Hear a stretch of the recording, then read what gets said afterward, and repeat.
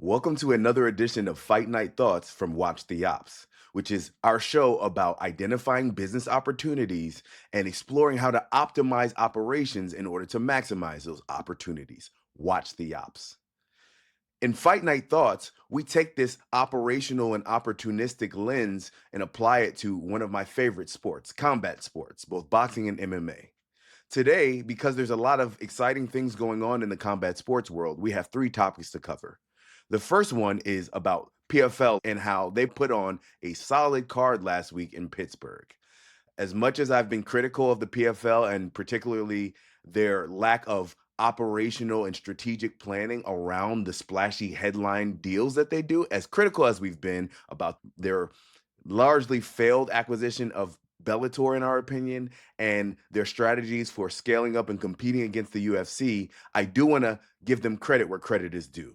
PFL Pittsburgh was a solid card from the early prelims all the way to the co-main and the main. In the early prelims, I really appreciated Dupra's submission of Goss. That was pretty fire, as well as kind of the random Frimda or Frimd, I'm not sure how to pronounce his name, but Frimd against Al Salewa or Al Salewe. Again, my apologies for mispronouncing. Their clothing got tangled up. The referee detangles them, and then very quickly it turns into a KO victory. In the main card, I really enjoyed seeing Ariane de Silva, who used to be Ariana Lipski, if you remember, the queen of violence from the UFC, who had that sick knee bar a few years back. So she competed. That was a great fight. She won by decision. Also note that the PFL, that is talent that they were able to poach from the UFC. Besides that girl fight, which was a banger, there also were the main and co-main. In the co-main, we had just a slugfest by Impa Kasaganai against Dalton Rasta. And as I expected, Impa got the KO. It really was a power versus power, speed versus speed type of fight. And I think Dalton realized that the things that he's normally good at, the power, the explosiveness, the commentators were talking a lot about his frame. I think he realized he had met his match against Impa. And so he just kind of rushed in and went for broke, and Impa caught him. But that was an exciting fight for as long as it lasted. And then lastly, we had a completely one-sided affair in the main event with Johnny Eblen smashing literally and figuratively Brian Battle from the UFC. So this is another one that I think actually was a great win for PFL, not only because there was an exciting event with a finish, a very dominant finish by Johnny Eblen, which should have been expected. But this particular matchup added to the success of the event for PFL because what you had was someone from their ecosystem, Johnny Eblen, taking on a UFC name, and they were sure to mention that he was a UFC name. Brian Battle was a former contender contestant, as well as fighting on a few cards in the UFC. Exciting fighter, but I'd argue nowhere near the level that Johnny Eblen was, and that was obvious before the fight. But for PFL's purposes, they were able to tout a main event of one of their former champions against someone with a name from the UFC. It went exactly as anyone who knows X's and O's would expect, with Johnny Eblen manhandling Brian Battle. He slammed him the same takedown 5 or 6 times, a few times, 5 times one way, and then once the other way. And at the end, he submitted Brian Battle. It really, with a neck crank that I think, whether how tight it was, I'm not sure, but I think Brian Battle realized that that fight was over. He was completely mismatched. It was a great win for the PFL because one, we had an exciting main event fight for as long as it lasted. The internal homegrown guy won against the UFC guy and won in a very one-sided fashion, which is actually the same way that the UFC likes to welcome newcomers from other promotion into the UFC. They like to put them against someone on their roster who is going to make them look bad, so it can show the superiority of their product versus a competitor. In that main event, the PFL was able to do a bit of that. So overall, PFL Pittsburgh last week was a win. Now, to be fair, I ended up watching the day after the event because there was UFC, a really solid card, as well as NCAA basketball. So you have to think about operationally how well is the PFL doing its marketing promotion. But the actual card, the product was solid. I want to give them credit there. Our second topic is about the UFC card today.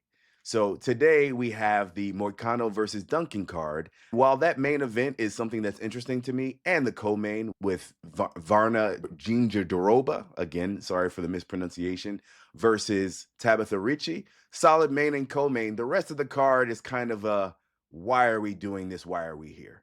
And so, as great as the UFC card as a fight night was last week in Seattle, this one represents a huge drop off, and I think it reminds us that with this new business model for the UFC, where most of their capital, their revenue comes from their rights deal with Paramount, just like previously, a lot of their money, their revenue came from the deal with ESPN rather than directly from customers from pay-per-view buys.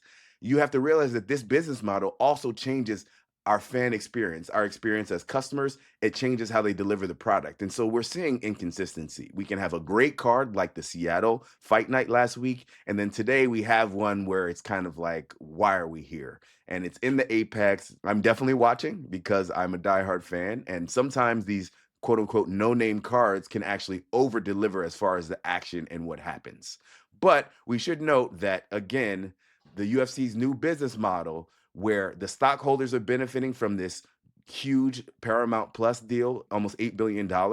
All the stakeholders aren't benefiting equally, and I mean customers as well as fighters. That's our second point.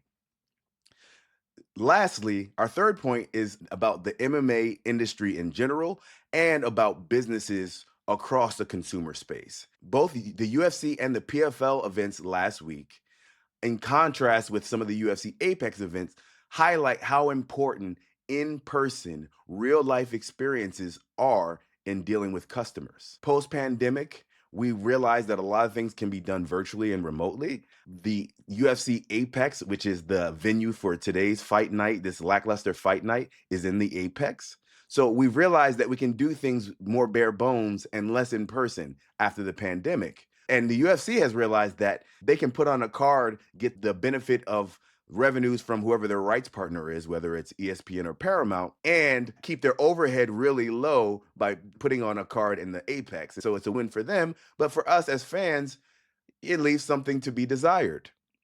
Contrast that with the PFL in Pittsburgh last week. Not only was it a good presentation of matchmaking and talent at the PFL, but also the energy of a Pittsburgh crowd in person definitely added to the experience. Not only the energy that us as the at-home viewers could feel and that the commentators were able to feed off of, but also there was a tie, a connection with the fighters. They brought in local fighters. Some were successful, some of them weren't.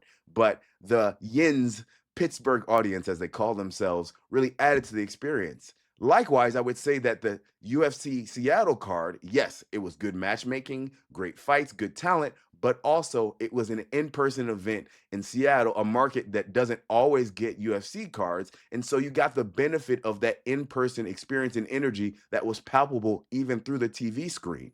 And you had the added benefit of the hometown hero ties, Michael Chiesa making his triumphant retirement in his hometown, as well as local fighters.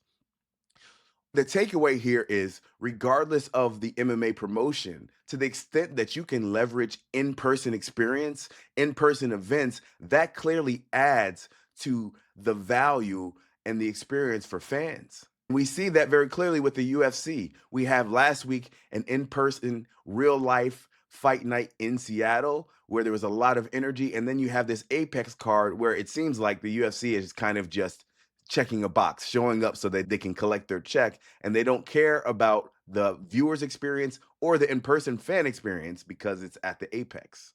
This idea of providing in real life experience, real contact with customers, with clients, and analog and not so much digital experiences is not just limited to entertainment and fight sports, but is something that's proving true across verticals for our clients over at Cadet Legal. People want to touch tangible products. People want to meet in person. People want to experience things live. And that's part of what's also driving the fight for content across various streaming platforms. Thanks for tuning in to another edition of Fight Night Thoughts by Watch the Ops. I hope that you enjoy the fights and also the tournament basketball. Take care and remember to watch the ops.